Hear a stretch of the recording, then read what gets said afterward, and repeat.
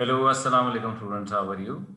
So in this meeting, we are going to discuss about the chapter number 3, which is about the internal analysis of companies' competencies and strengths. So let me share a slide with you.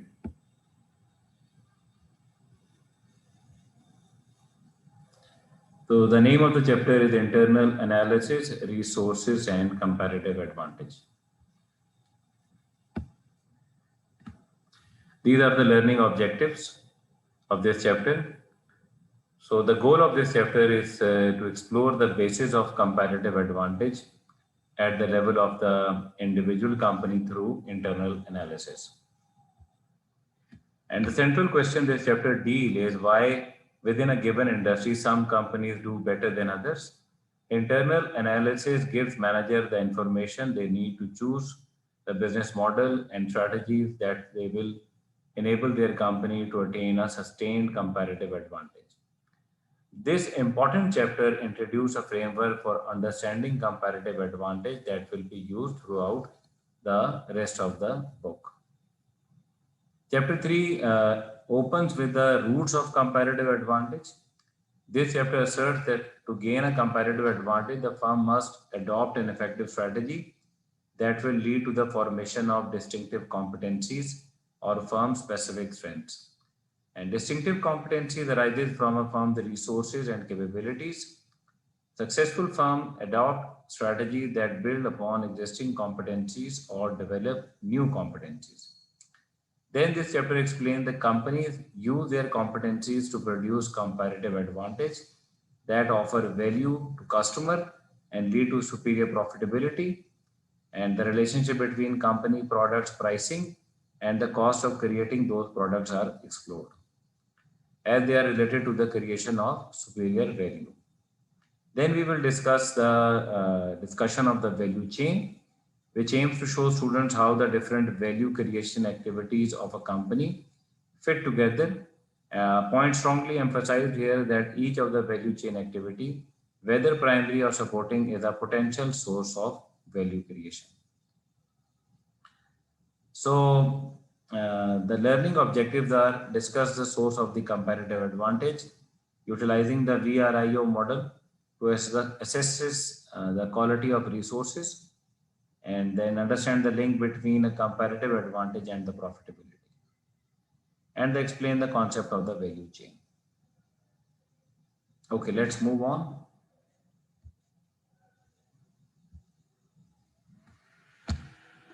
Okay, so internal analysis, now I'm using going to be bilingual in that regard. Internal analysis is concerned with identifying the strength and the weakness of the company. So internal analysis coupled with the analysis of the company's external environment give managers the information they need to choose a strategy and a business model that will enable their company to attain a sustained competitive advantage. So internal analysis has three steps. पहली बात, manager must understand the process by which companies create value for customers and profits for the company.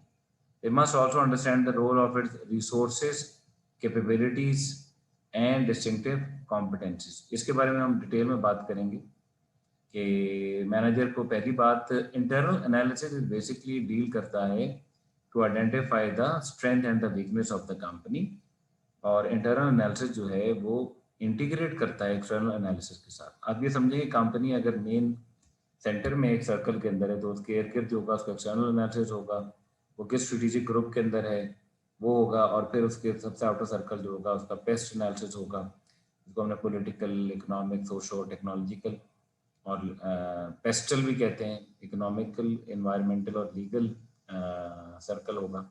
तो company उस centre के अंदर operate कर रही है.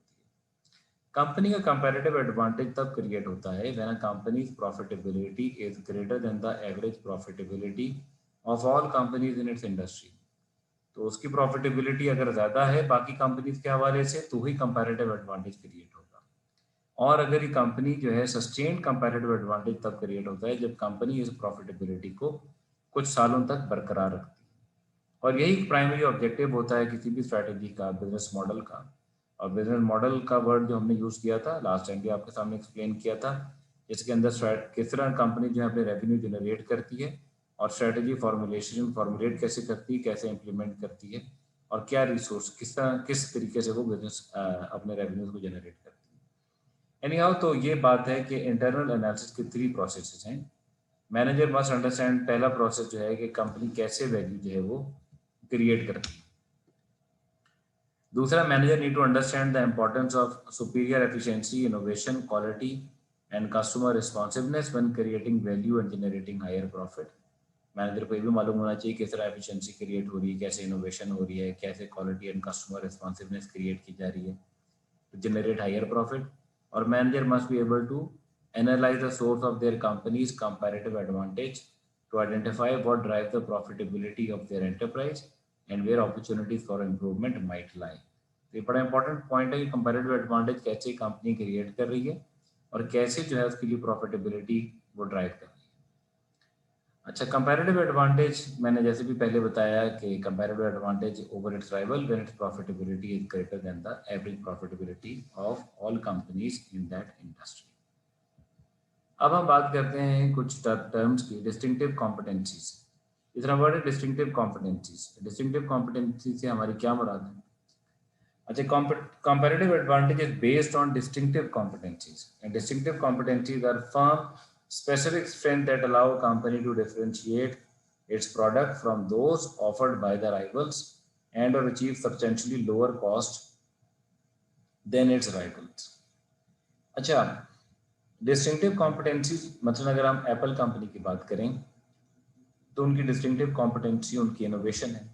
उनके डिस्टिंक्टिव कॉम्पिटेंसीज जो हैं वो उनके न्यू डिज़ाइन फीचर्स वो जो क्रिएट करते हैं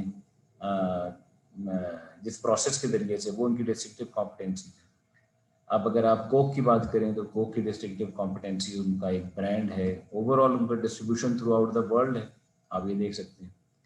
फिर अगर आप आइकिया जो एक फर्नीचर कंपनी है, जब उनकी आप डिस्टिंक्टिव कॉम्पिटेंसी देखते हैं तो आप देखते हैं उनकी जो कैपेबिलिटी है ऐसा फर्नीचर बनाने के लिए जिसको लोग ऐसे डिज़ाइन का फर्नीचर बनाने के लिए जिसको लोग खुद से बना सकें, या फिर उनके डिस्ट्रीब्यूशन चैनल्स हैं। तो ऐसी कॉम्पिटेंसीज, ऐसा उनकी जो सलाहियतें हैं, ऐसी उनके अंदर जो प्रोसेसेस हैं जिसकी वजह से वो प्रोडक्ट्स उस लेवल तक बना लेते हैं, ये उनकी कॉम्पिटेंसीज हैं, ये उनकी एक्सपर्टीज़ हैं जो उनके अंदर उनमें मौजूद हैं। अब जिस तरह गूगल है तो गूगल एक ऐसा सर्च इंजन है जिसके अंदर उनकी कॉम्पिटेंसीज जो हैं उन एल्गोरिदम्स को डेवलप करना, उनकी वो इस लेवल पे प्लेटफॉर्म को डेवलप करना, ये उनकी कॉम्पिटेंसीज हैं। तो ये कॉम्पिटेंसीज होती हैं कंपनीज के हवाले से जिसकी जो उनकी स्ट्रेंथ भी होती है, जिसकी बेस के ऊपर वो जो हैं वो अपनी डेवलपमेंट करते हैं अपने प्रोडक्ट्स की, और अपनी डेवलपमेंट करते हैं अपनी मुख्तलिफ सर्विसेज के हवाले से। अच्छा, फिर हैं इसके अलावा रिसोर्सेज। और रिसोर्सेज क्या हैं कंपनी के हवाले से? 2 किस्म के रिसोर्सेज हैं। और तो डिस्टिंक्टिव कॉम्पिटेंसी का जो कॉन्सेप्ट है वो मेनली यही है कि firm specific strength that allow a company to differentiate its product and और achieve lower cost to achieve a comparative advantage. कैसे कंपनी जो है वो अपनी स्ट्रेंथ को यूज़ करते हुए प्रोडक्ट्स को डिफरेंशिएट करती है। ये कॉम्पिटेंसीज जो हैं वो यूज़ करेंगी प्रोडक्शन रिसोर्सेज को।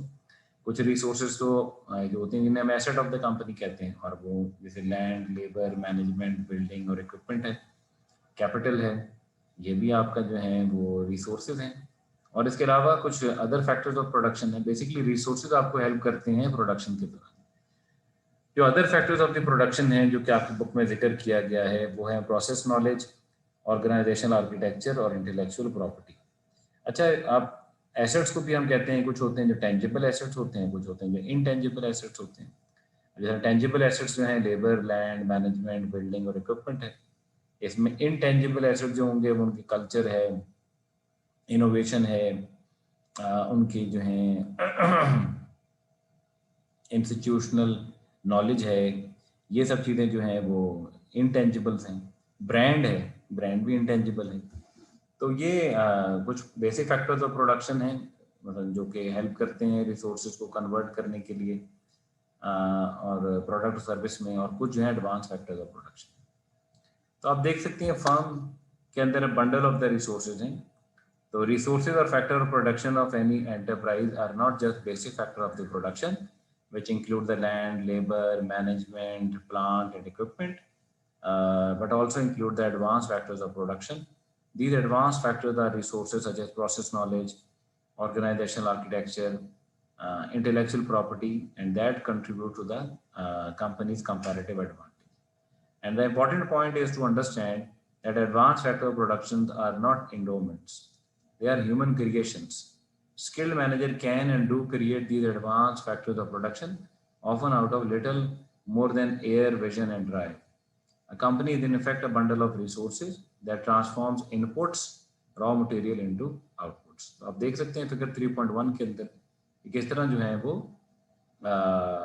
एडवांस फैक्टर ऑफ प्रोडक्शन जो है वो और बेसिक फैक्टर्स ऑफ प्रोडक्शन जो है वो इनपुट्स को कन्वर्ट कर रहे हैं आउटपुट में। तो ये रिसोर्सेज का काम होता है कि कंपनी अपने रिसोर्सेज को इस्तेमाल करती है और उनको कन्वर्ट करती है।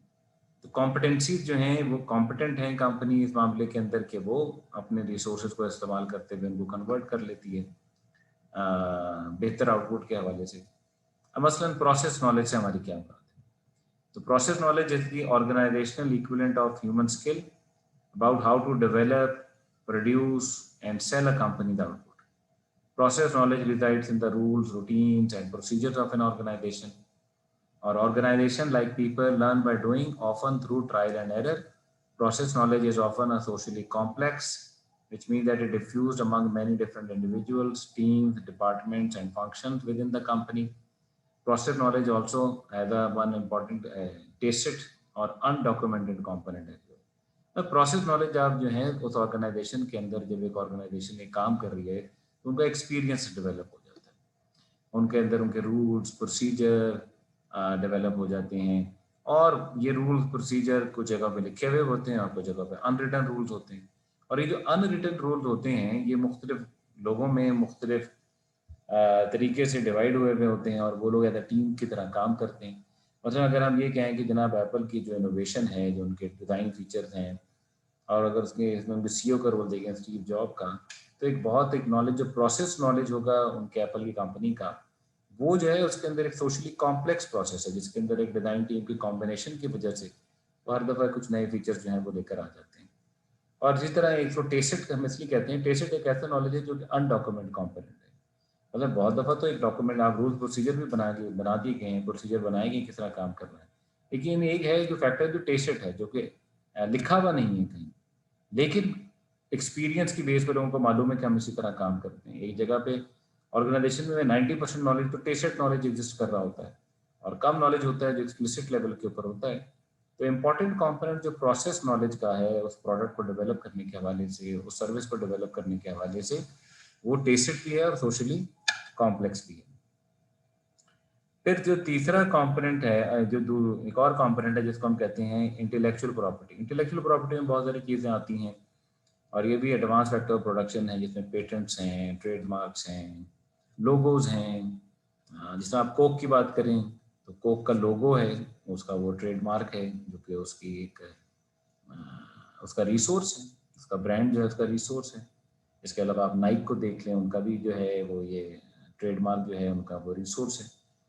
तो आप जो intellectual property is basically knowledge, research and information that is owned by an individual or an organization, takes many forms such as engineering blueprints, molecular structure of a new drug, proprietary software code, brand logos, ownership right over through patents, copyright and trademarks. अच्छा, कुछ companies उसको patent में convert नहीं करती, जैसा Intel है, उन्होंने अपनी टेक्नोलॉजी का पेटेंट नहीं डेवलप किया। उनको लगता है अगर हम पेटेंट में जाएंगे और पेटेंट के लिए जो डॉक्यूमेंटेशन करेंगे उससे हमारा फार्मूला जो है वो रिवील हो जाएगा। जिस तरह कोक का जो है सीक्रेट फार्मूला कोक का, वो उसका पेटेंट नहीं डेवलप करते। उसकी वजह ये है कि जब पेटेंट को आप फाइलिंग करेंगे और फार्मूले को रिवील करेंगे तो उनको लगता है ये फार्मूला जो है वो लीक हो जाएगा, लेकिन फिर भी ये इनकी इंटेलेक्चुअल प्रॉपर्टीज हैं। और एडवांस फैक्टर्स ऑफ प्रोडक्शन है इन कंपनीज के लिए और इनके लिए जो है वो ये रिसोर्सेज जो हैं इनको उनकी स्ट्रेंथ में आते हैं। अच्छा, फिर है ऑर्गेनाइजेशनल आर्किटेक्चर। और ऑर्गेनाइजेशन आर्किटेक्चर को आप इसी तरह समझिए कि combination of the organization structure of a company, its control system और इट्स कंट्रोल सिस्टम है, इट्स इंसेंटिव सिस्टम है, its organization culture and the human capital strategy of the enterprise, particularly with regard to its hiring and employing development and retention strategy. तो organisation structure एक encompassing term है, इसके अंदर organization culture भी है, organisation structure भी है, और ऑर्गेनाइजेशन की हायरिंग स्ट्रेटजी क्या है, ऑर्गेनाइजेशन की जो है वो रिटेंशन स्ट्रेटजीज क्या है, वो किस तरीके से ऑर्गेनाइजेशन का पूरा ओवरऑल, इसको पहले आप कह देंगे एंटरप्राइज वर्किंग है, पूरी मैनेजमेंट किस तरह हो रही है उस पूरी ऑर्गेनाइजेशन के अंदर, उनका पूरा आर्किटेक्चर है क्या। तो कभी कभार एक कंपनी कोई अगर आप डेवलप कर भी लेते हैं प्रोडक्ट को, लेकिन अगर उनका ऑर्गेनाइजिंग मैकेनिज्म नहीं है तो वो उस चीज़ को सक्सेसफुली लॉन्च ही नहीं कर पाते। मसलन अगर आप इनकी देखें, कंपनी थी जिन्होंने 1970s के अंदर ये ऑपरेटिंग सिस्टम्स और इन चीज़ों के ऊपर काम कर लिया था, लेकिन एंटरप्राइज की स्ट्रेंथ नहीं थी कि वो उसकी प्रोडक्ट की डेवलपमेंट करता और उस लेवल पे लेके जाता। तो ऑर्गेनाइजेशनल आर्किटेक्चर का भी स्ट्रॉन्ग होना, एंटरप्राइज का स्ट्रॉन्ग होना, मैनेजमेंट का, एंटरप्राइज की overall integration of different function का, वो भी बड़ा इंपॉर्टेंट है। और ये भी एक एडवांस फैक्टर प्रोडक्शन के अंदर आता है, एक ऐसा रिसोर्स है जिसकी वजह से कई कंपनी ज़्यादा सक्सेसफुल हो जाती हैं। आप देख सकते हैं ऐसी कंपनीज को, आप जिस तरह कोक का निज़ाम देख लें, आप पेप्सी का निज़ाम देख लें, और ये जो बड़ी मल्टीनेशनल कॉरपोरेशन है, इनका ऑर्गेनाइजेशनल आर्किटेक्चर स्ट्रॉन्ग होता है, जिसकी वजह से ये अपने रिसोर्सेज को इस्तेमाल करते हुए आउटपुट्स के अंदर जो है कन्वर्ट कर लेते हैं उनको। पर रिसोर्सेज मुख्तलिफ होते हैं प्रोडक्ट्स और सर्विसेज में, तो ये हमेशा याद रखिएगा, इनको इस्तेमाल करते हुए आप आउटपुट प्रोडक्ट सर्विस की तरफ जाते हैं, ठीक है जी। और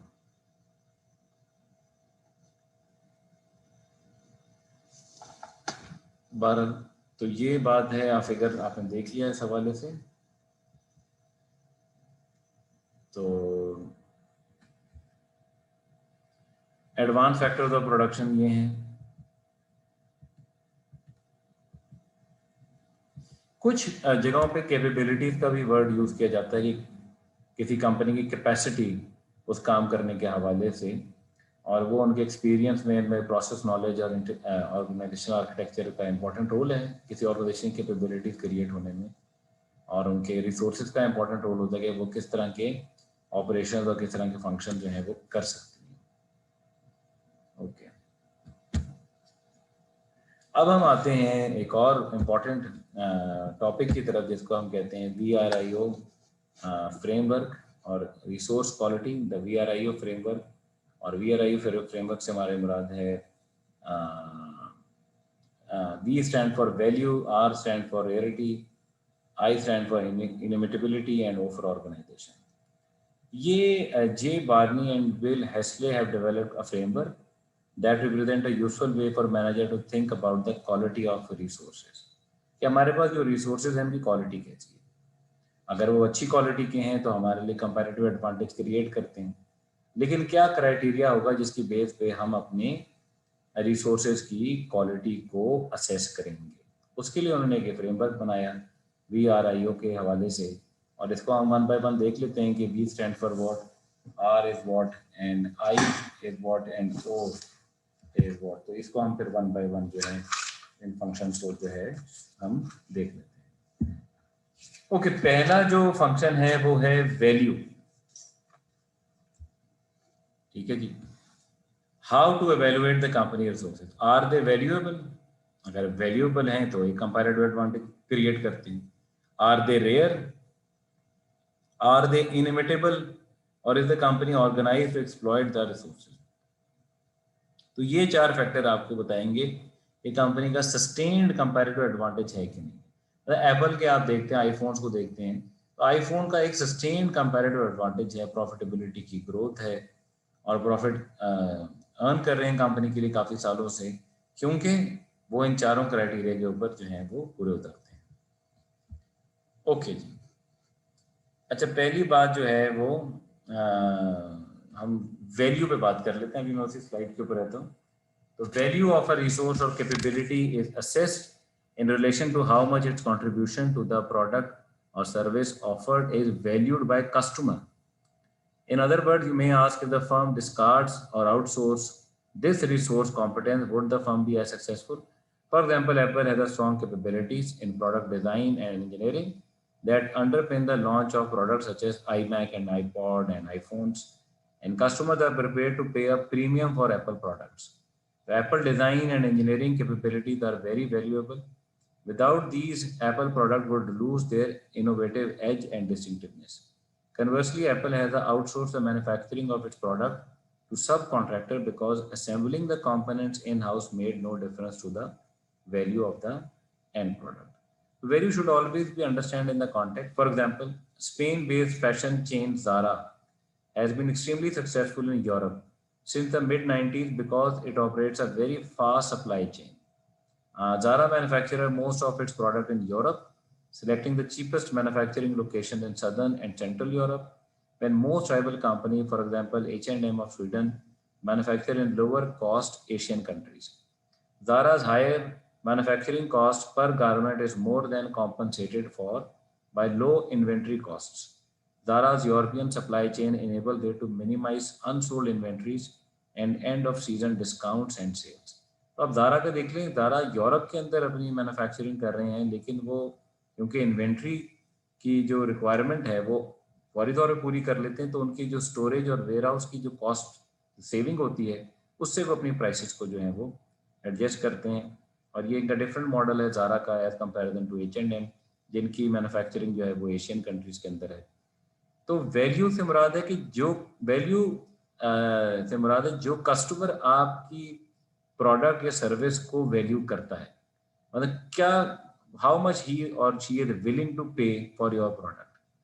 और जो प्राइस होती है किसी भी प्रोडक्ट की वो वैल्यू और कॉस्ट के दरमियान ही रखी जाती है। मतलब अगर आपको एक चीज़ को बनाने में आपकी कॉस्ट 10 रुपीज़ है और कस्टमर उसको वैल्यू हाई करता है ड्यू टू डिस्टिंक्टिव फीचर्स और किसी भी वजह से, और वो उसको 30 रुपीज़ करता है, तो प्राइस जो होगी फिर आप 10 और 30 के बीच में डिटरमिन कर सकते हैं। तो जितना वो हाई प्राइस आपकी हाई वैल्यू आपकी प्रोडक्ट को करेगा आपका कस्टमर, उतनी ही आपकी जो है प्राइस मार्जिन प्राइस आप बढ़ा सकते हैं और उतने आप प्रॉफिट जो है ड्राइव कर सकते हैं।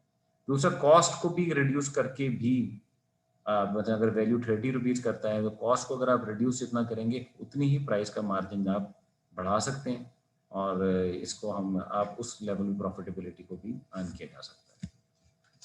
तो ये बात तो होगी वैल्यू की। और तो लेकिन ज़ारा की बात कर रहा था मैं, ज़ारा जो कंपनी है उसके हवाले से। तो दैट फर्म है difficult to expand beyond its home base. When it tried to expand outside of Europe, Zara discovered that advantage of speed decreased with distance. Rival chain H&M found it relatively straightforward to expand in America because adding new stores did not impact the way it was operating manufacturing in Asia. For Zara, the fast fashion model was no longer comparative because it had to ship the garment by expensive air freight from Europe. So what was an advantage in a local market proved to be disadvantage in the global market. बहरहाल इसको ज़ारा ने बाद में address किया, लेकिन Europe के अंदर जो उनको एडवांटेज मिला था कि अपनी लोकल मैन्युफैक्चरिंग से, वो उसका डिसएडवांटेज बन गया when they went to US. दूसरा है आर दे रेयरनेस, और इससे मुराद हमारी ये है कि how rear is the resource और कैपेबिलिटी। जो आपकी वो है आपके पास जो रिसोर्स है और आपकी जो कॉम्पिटेंसी है वो कितनी रेयर है, आपका जो रिसोर्स है। If everyone has it, sorry competency नहीं, resource, we talking about resource, तो रिसोर्स कितना रेयर है। If everyone has it then it is unlikely that it makes a difference. For example, all businesses have a connection to the telephone network, so this resource is unlikely to be a source of advantage.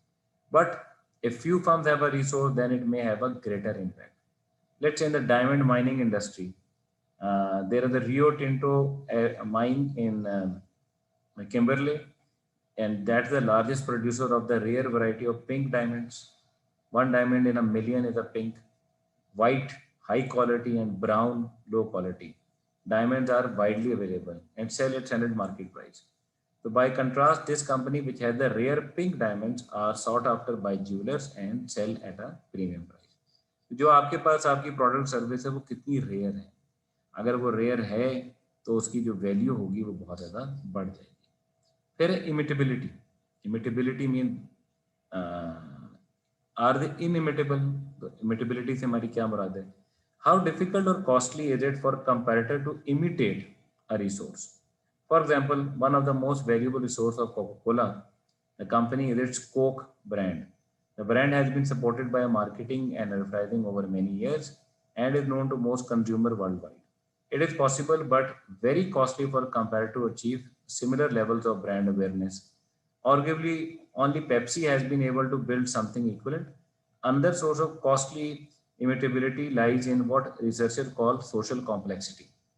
When a capability is inextricably linked to the history and culture of the company, it is usually difficult to imitate because it involves a lot of tacit knowledge.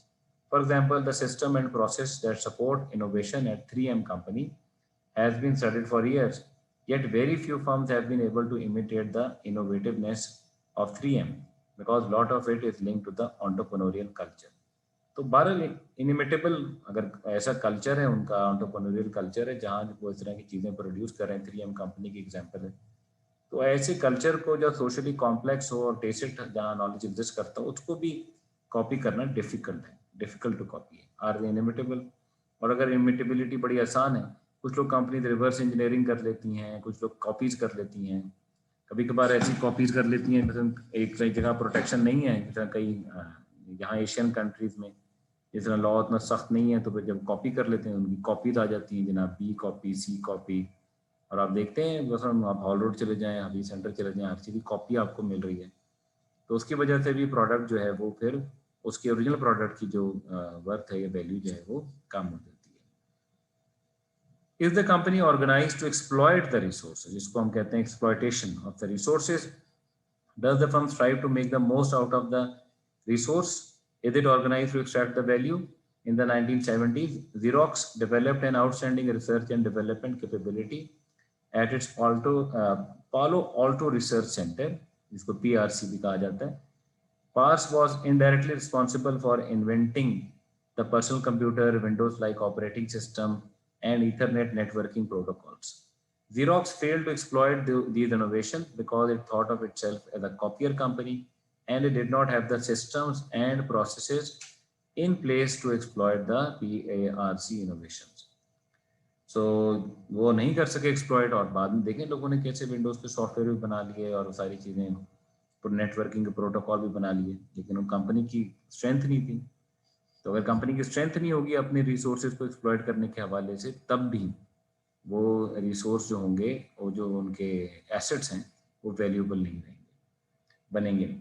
An example of a firm which is organized to exploit its valuable resource is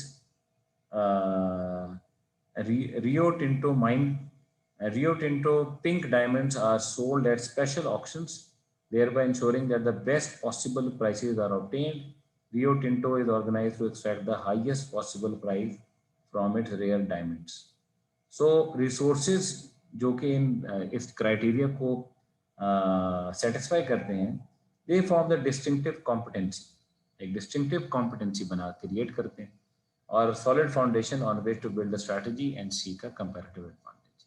in assets की base पे एक distinctive competency develop होती है, और वो distinctive competency जो है firm के लिए comparative advantage जो है वो क्रिएट करती है। उस distinctive competency की बेस के ऊपर आप मुख्तलिफ प्रोडक्ट और सर्विसेज भी बेहतर तौर से क्रिएट भी करते हैं। तो इस चीज़ को समझने की ज़रूरत थी कि किस तरीके से ये चीज़ें जो हैं वो रिसोर्सेज को कैसे जो है एवेल्युएट किया जाए इन हवाले से। ओके जी, अब हम इससे आगे चलते हैं।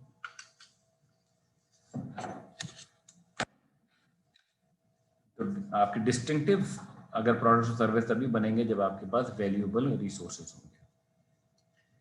ओके जी, resources and sustained comparative advantage. Which valuable resources are most likely to result in a long-term sustainable comparative advantage?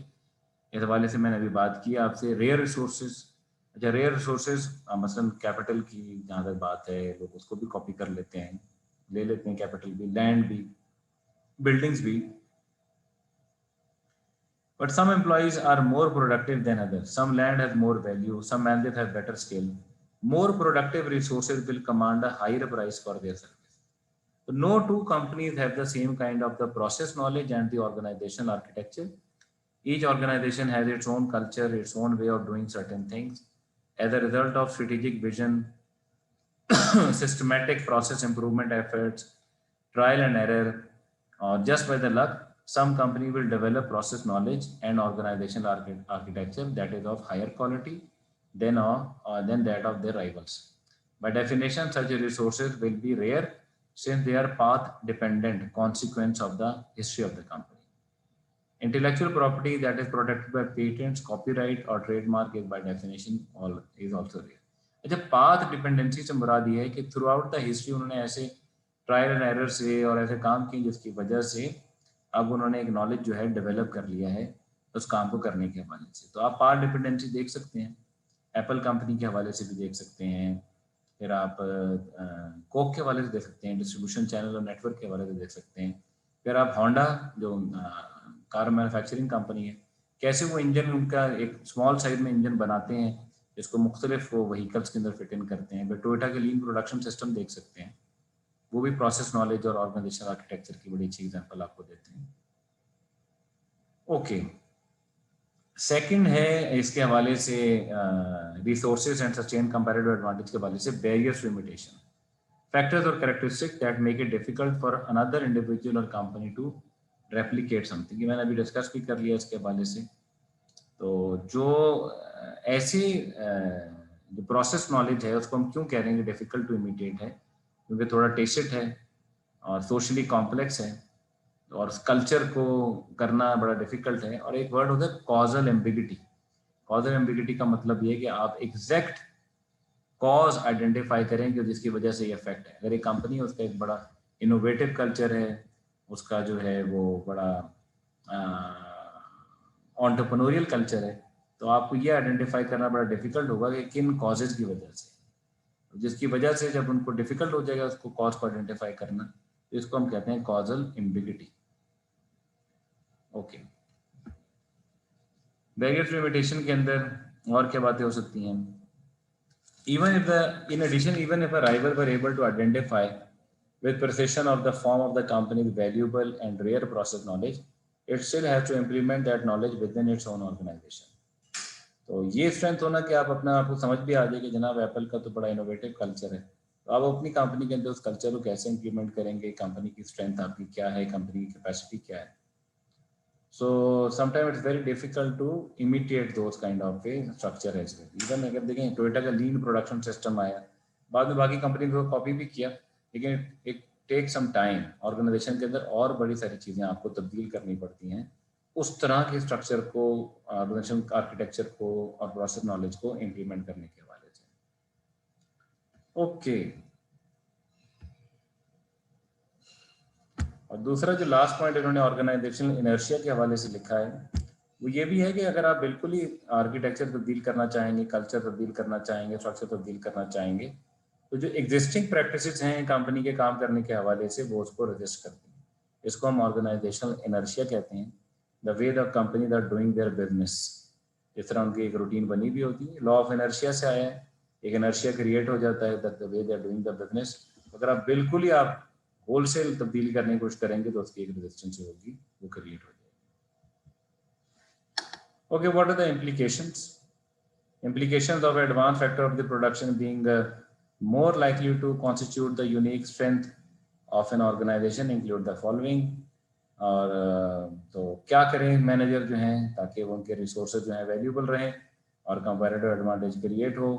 पहली बात तो मैनेजर को चाहिए कि वो अपनी इंटेलेक्चुअल प्रॉपर्टी को प्रोटेक्ट करें इमिटेट होने से, क्योंकि अगर आपकी जो प्रोडक्ट है और आपकी सर्विस है उसको बड़ा लोग इजीली कॉपी कर लेते हैं तो फिर तो आपका वो एडवांटेज बरकरार नहीं रहता।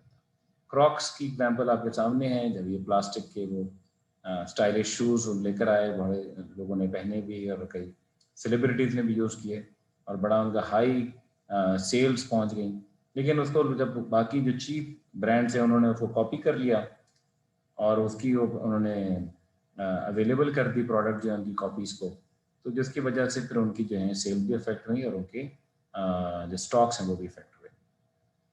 दूसरी ये बात है कि जो प्रोसेस नॉलेज और ऑर्गेनाइजेशन आर्किटेक्चर जो है that there was significant managerial attention in their optimization. Optimization से मुराद है कि उनकी अपग्रेडेशन होती रहे, उन स्ट्रक्चर की, उन आर्किटेक्चर की, उस प्रोसेस नॉलेज के हवाले से उसकी एक अपग्रेडेशन और उसको ऑप्टिमाइज किया जाए, उसको बेहतर किया जाए। जितना आप एप्पल कंपनी का देखते हैं कि वो इनोवेशन का कल्चर है, उस लिहाज से अपनी डिज़ाइन टीम को किस तरीके से वो रिवॉर्ड करते हैं, डिज़ाइन टीम को कैसे रिटेन करते हैं, डिज़ाइन टीम को कैसे मोटिवेट करते हैं, तो ये उस प्रोसेस नॉलेज के हवाले से उनकी इन्वेस्टमेंट। अच्छा जी, knowledge about superior processes and practices should be protected and should not be leak out. अब जितना कोक अपना जो सीक्रेट फार्मूला है कोक का, वो नहीं उसको पेटेंट के अंदर लेके जाता, क्योंकि वो पेटेंट के अंदर जाने से उनको ये पॉसिबिलिटी के लीक आउट हो सकेगा। इंटेल जो कि मदरबोर्ड बनाते हैं वो भी अपने उसको उसको पेटेंट नहीं करते, क्योंकि उनको लगता है कि पेटेंट की फाइलिंग प्रोसीजर्स के अंदर लीक आउट हो सकता है। तो बहरहाल कोई भी प्रोसेस आप जो भी आप डेवलप करें वो ऐसा हो कि जो कि प्रोटेक्ट किया जा सके। और if a company has developed rare and valuable process knowledge in core functional activities of the firm, it would be unwise for the firm to outsource those activities to a third party producer in pursuit of perceived short term cost saving or other territory benefits। मतलब अगर आप जो एक बड़ा आपने superior किस्म का process बना दिया और आपने आउटसोर्स कर दिया, जैसे कुछ कंपनी ने आउटसोर्स कर दिया चाइना की कंपनीज को ताकि उनकी कॉस्ट बच जाए वहाँ से, तो शुरू में तो उनको एडवांटेज हो गया, लेकिन बाद में जब चाइनीज कंपनीज ने उस चीज़ को सीख लिया मुकम्मल तौर पर, तो वो उनके लिए एक डिसएडवांटेज क्रिएट हुआ जब चाइनीज कंपनी उसी तरह की प्रोडक्ट जो है वो खुद भी मार्केट में लेकर आ गए। तो अगर आपका कोई क्रिटिकल फैक्टर है और प्रोडक्शन है, तो उसको आउटसोर्स करना थर्ड पार्टी को कॉन्ट्रैक्ट देने से वो जो है वो शॉर्ट टर्म सेविंग तो हो जाएगी, लेकिन लॉन्ग टर्म के अंदर कंपनी को जो है वो नुकसान पहुंच सकता है। बहरहाल इस टॉपिक को मैं आप लोगों वैल्यू क्रिएशन एंड प्रॉफिटेबिलिटी के हवाले से बात की है कि profitability depends on the value customer place on its product and price at charge for its product and cost of creating those product. तो ये तीन फैक्टर बड़े इंपॉर्टेंट हैं। तो जो प्राइस होती है, अगर आपकी कंपनी प्रॉफिटेबिलिटी की तरफ तभी जाती है जब वैल्यू माइनस सी यानी वी माइनस सी के दरमियान प्राइस होगी, तभी आपकी प्राइस जो है वो आपको प्रॉफिटेबिलिटी की तरफ लेके जाएगी।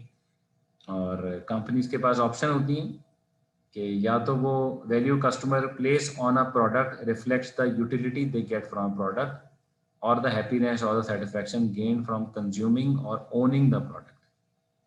Value is a function of the attribute of the product, such as its performance, design, quality, point of sale, after sale service.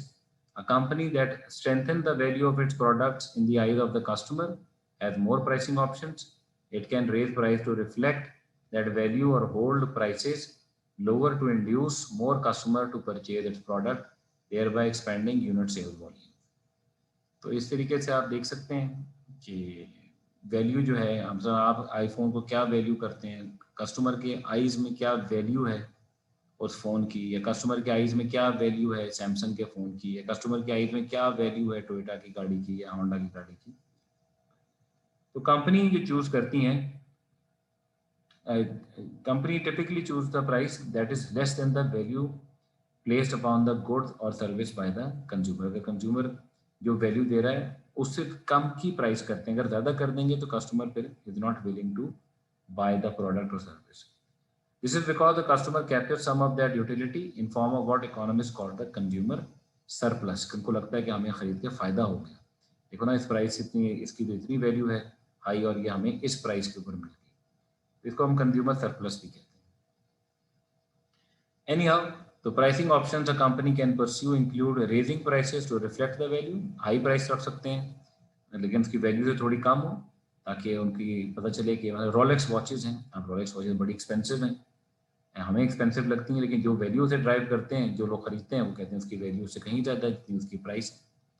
और reducing prices to induce more customer to purchase its product. और company ये भी कर सकती है कि prices को कम कर दें और अपनी कॉस्ट भी कम ले जाएं ताकि फिर उसकी जब वैल्यू इंक्रीज हो, उसकी जब डिमांड इंक्रीज होगी, और डिमांड इंक्रीज केस में जब उसकी यूनिट जो है जो सेल आउट हो रहे हैं वो बढ़ जाएंगे, तो उससे जो है उनकी जो फिक्स कॉस्ट है वो कवर हो जाएगी और ओवरऑल वॉल्यूम की बिगर वॉल्यूम ऑफ की सेल्स की वजह से उनको प्रॉफिटेबिलिटी मिलेगी। इन कंपनी को ये जरूर ध्यान रखना चाहिए कि उसकी डिमांड भी हो, अगर डिमांड नहीं होगी और वो ये काम करेंगे तो फिर उस केस के अंदर जो होगा कंपनी को नुकसान हो सकता है।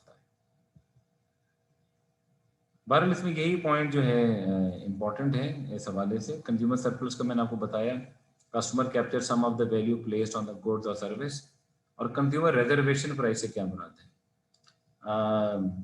उससे हमारी मुराद है each individual unique assessment of the value of the product, कि एक इंसान हर कस्टमर को तो आइडेंटिफाई करना कि उसके जहन में क्या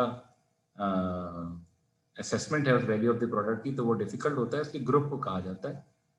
तो it's normally impossible to segment the market to such a degree that the company can charge each customer a price that reflects the individual unique assessment of the value of the product.